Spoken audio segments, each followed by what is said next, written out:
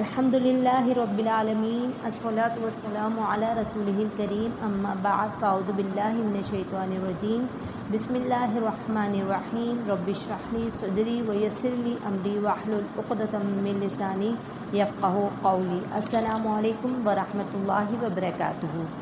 आज हम हदीस नंबर 12 पढ़ेंगे और ये हदीस सही मुस्लिम की एक तवील हदीस का छोटा सा टुकड़ा है।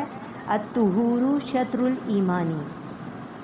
अत्तुहूरु शत्रुल ईमानी यानी तहारत आधा ईमान है। तुहूर के मुफस्सिरीन ने दो माना किए हैं, एक तो ज़ाहिरी पाकी और एक बातनी पाकी। ज़ाहिरी पाकी नमाज के लिए वज़ू करना है और बातनी पाकी शिर्क और कुफ्र और गुनाहों से पाकी हासिल करना है। और ये दोनों ही पाकियाँ असल में ऐन फ़र्ज़ हैं, यानी जिस तरह से जिस्मानी और अज़ू की तहारत के बिना नमाज की तकमील नहीं है, इसी तरह दिल और नीयत की पाकी के बिना यानी शिर्क और गुनाह से पाकी के बिना ईमान की तकमील नहीं है।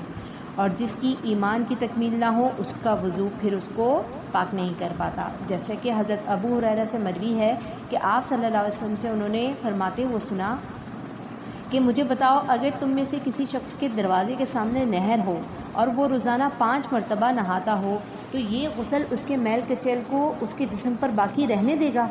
तो सहाबे कराम ने अर्ज़ किया कि इसकी मैल कुचैल से कुछ भी बाकी ना रहेगा। तो हुज़ूर सल्लल्लाहु अलैहि वसल्लम ने फरमाया 5 वक्ता नमाज़ों की यही मिसाल है कि अल्लाह ताला उनकी बरकत से तमाम गुनाह मिटा देता है। अब यहाँ पे जो अत्तुहूर का लफ्ज़ आया है यानी अत्तुहूरु शत्रुल ईमान में अत्तुहूर का जो लफ्ज़ है, अगर ये हम तुहूर पढ़ेंगे तो ये वज़ू कहलाएगा, यानी वज़ू का जो हम फ़ेल करते हैं, वज़ू करने उठते हैं तो उस फ़ेल को हम अत्तुहूर कहेंगे। और अगर ये फ़तह के साथ आए यानी ज़बर के साथ आए तहूर कहें अगर हम, तो ये वज़ू का पानी होता है। बिल्कुल इसी तरीक़े से वज़ू के भी वज़ू का जो लफ्ज़ है उस वज़ू के लफ्ज़ के साथ भी यही मामला है कि वज़ू अगर हम कहते हैं तो इसका मतलब होता है कि हम वज़ू का जो फ़ेल है वो करने जा रहे हैं, यानी वज़ू का फ़ेल या वज़ू करने जा रहे हैं। और वाव के अगर ज़बर के साथ हम पढ़ते हैं तो इसका मतलब होता है कि ये वज़ू का पानी है। और वाव के अगर ज़ेर के साथ अगर हम पढ़ते हैं विज़ू, तो इसका मतलब होता है वज़ू करने का जो बर्तन होता है जिसके अंदर वज़ू का पानी मौजूद होता है उसको कहते हैं। ये बात मैं क्यों कह रही हूँ, इसलिए कि अक्सर हम प्रोनाउंसिएशन गलत कर जाते हैं, तो इसको दुरुस्त कर लेना बेहतर है। अब दूसरा वर्ड था शतरा। इससे मुराद निस्फ़ या आधा है, यानी आधा ईमान नमाज पूरा कर देती है। जैसे कि नबी करीम सल्लल्लाहु अलैहि वसल्लम ने फरमाया कि वज़ू के बग़ैर नमाज मकबूल नहीं है। अब उसके बाद वज़ू की के फ़राइज़ आ जाते हैं और वज़ू की सुन्नतें आ जाती हैं। वज़ू की जो फ़राइज़ हैं वो 4 हैं। यहाँ पे फ़राइज़ से मुराद मेरी वो अरकान वज़ू हैं जो कि कुरान पाक में मज़कूर हैं, और वो 4 हैं। नंबर 1 चेहरा धोना, नंबर 2 दोनों हाथों को कोहनियों तक धोना, नंबर 3 चौथाई सिर का मसा करना, और नंबर 4 दोनों पाँव टखनों तक धोना। अब इन 4 अरकान के अलावा जितने भी बाकी के अरकान वज़ू के आते हैं वो तमाम की तमाम वज़ू की सुन्नतें हैं। जैसे बिस्मिल्लाह का पढ़ना, हाथों को धोने के बाद उसमें खलाल करना, फिर एक चिल्लू लेकर आधे चिल्लू से कुल्ली करना और आधे को नाक में डालना और नाक को झाड़ना।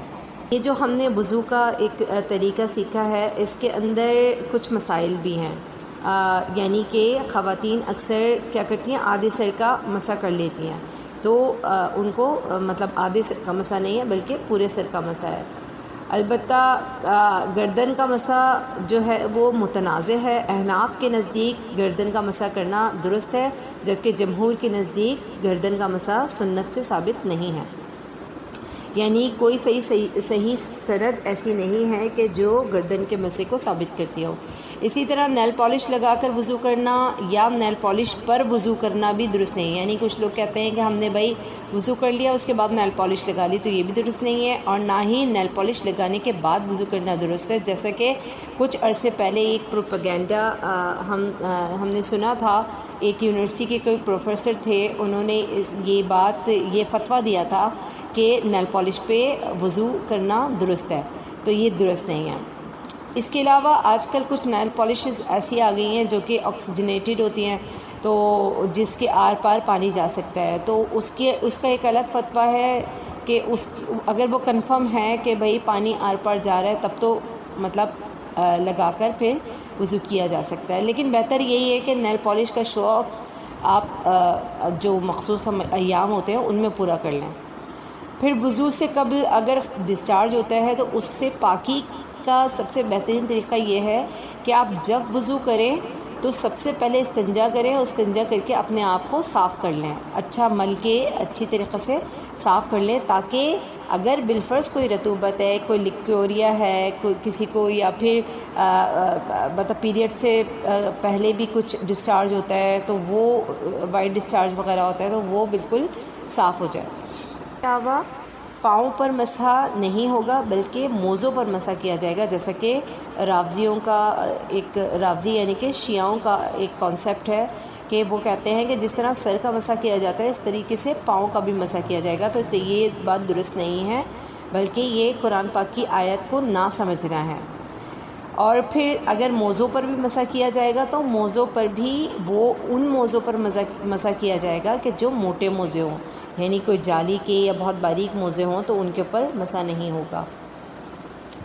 پھر اس کے علاوہ وضو میں جو اعضاء کو دھونے کی تعداد ہے وہ 1 سے 3 تک آتی ہے، یعنی 1 بار بھی دھو سکتے ہیں آپ، 2 بار بھی اور 3 بار بھی، اور اگر کوئی 1 بار بھی دھوئے گا تو وہ بھی اس کا وضو جو ہے وہ مکمل ہوگا، لیکن پاؤں کو بہت اچھی طریقے سے دھونا ہے۔ اس لیے آپ صلی اللہ علیہ وسلم کے الفاظ ہیں کہ ویل ہے یعنی ہلاکت ہے ایڑی والوں کے لیے، یعنی وہ لوگ کہ جو اپنی ایڑیوں کو خشک چھوڑ دیتے ہیں۔ اور جب اگر کوئی کسی کے پاس پانی نہ ہو تو وہ مٹی سے تیمم کر لے۔ جب انسان کے پاس پانی ہو، آپ کی سچویشن کوئی بھی ہو، لیکن آپ جب تک لائف تھریٹنگ نہ ہو، لیکن کوئی دلہن وغیرہ ہے اور وہ یہ کہے کہ بھائی میں پانی اب یوز نہیں کر سکتی، تو اس کے لیے پھر تیمم نہیں ہے۔ اگر پانی ہے تو اس کو وضو ہی کرنا پڑے گا، تیمم نہیں کیا جا سکتا۔ اللہ تبارک و تعالیٰ سے دعا ہے کہ اللہ تعالیٰ ہمیں ظاہری اور باطنی پاکی حاصل کرنے کی توفیق عطا فرمائے، شرک اور بدعت کی گمراہیت سے محفوظ فرمائے، آمین ثم آمین۔ سبحان ربک رب العزت عما یصفون وسلام علی المرسلین والحمد للہ رب العالمین۔ السلام علیکم ورحمۃ اللہ وبرکاتہ۔